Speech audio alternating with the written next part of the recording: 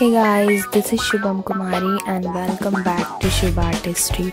आज हम लोग dot rangoli coaster design clay पे करने वाले हैं और कुछ प्रिंट लेंगे, जैसे कुछ फ्लावर या फिर लीव से आप प्रिंट ले सकते हो।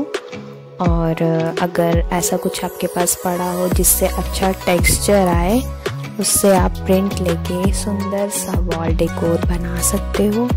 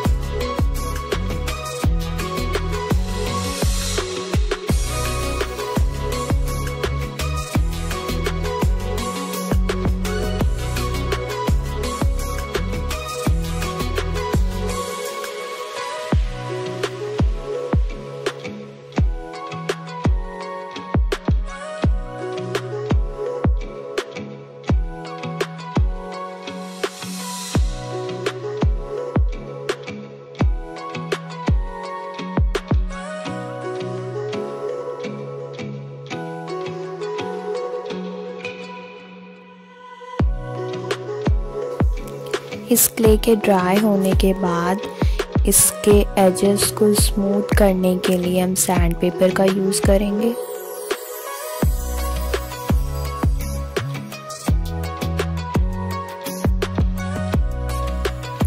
ये है पुट्टी, पानी और फेविकोल, जैसा कि मैंने पिछले वीडियो में बताया था। इसको लगाने से आपका कलर कम यूज़ होगा। और उसके बाद हम फेविकोल और पानी का मिक्सचर लगाएंगे। इसके सूख जाने के बाद हम इस पर कलर अप्लाई करेंगे।